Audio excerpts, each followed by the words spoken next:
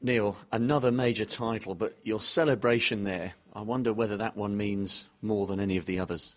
Yeah, I think, playing such a, high quality opponent in Sean, who's, he's going to be one of the, well, if he's not already, he's definitely going to become one of the greatest players of all time, and I'm sure he'll definitely have his name on this trophy. He's a wonderful player, and it's great to be competing against players that come through at the same time as you. I think when he won the World Championship, I was really happy for him, and I think it's sort of spurred on a lot of the younger players that we could break through and we could sort of beat the likes of John Higgins and Ronnie O'Sullivan and win tournaments. So I can't really. I can't praise him enough, really, because he's an absolute class act on the table. He's a brilliant guy off it. He's actually a really, really funny guy, and he's absolutely fantastic for the sport. When you were going through that final clearance, you gave it a little bit of an oggy, oi, oi, oi, and you could hear Alexander off the table. Yeah, I think he was telling me to hurry up because it's past his bedtime and he wanted to get to bed. There was a few Aussies in the crowd, I think, went Aussie, Aussie, Aussie, and I went oi, oi, oi. So that's the first time it's happened at Snooker, but it's great. In London, obviously, there'd probably be a few more Aussies than there would anywhere else, and it's great that they could come out and give me a lot of support, so it really means a lot.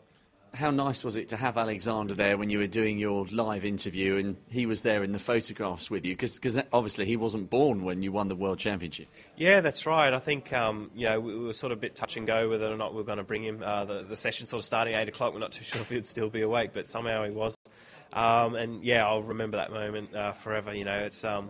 It's just incredible to be able to win this, for my family, not only back home, but also for my partner Miller and my son. So it was brilliant when the crowd were clapping. He was clapping. He started clapping too, and it's great that I could win this where he's at the age that he's at now, where he can kind of sort of enjoy it a little bit, and he had a lot of fun on the table as well, and got in the way of the photographers sometimes. But it was absolutely fantastic. You see sort of great champions like John Higgins and that sort of celebrate with their family, and I think it sort of shows what winning sort of means to the guys who have families as well.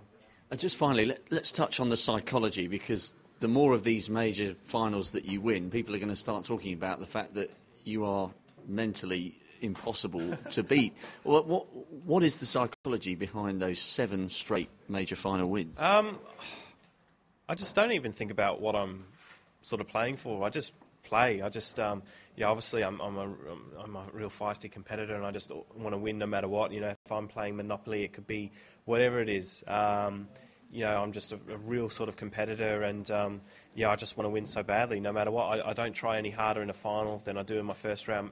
Than I did in my first round match here. But yeah, it's just I'm so lucky to be able to play in front of such great audiences on TV and such a fantastic crowd like it was tonight. It was absolutely incredible, and if you don't enjoy this experience, and you shouldn't really be playing sport or snooker. It was absolutely amazing. Well, on that note, go and get your first beer. Thanks for talking to us. Cheers.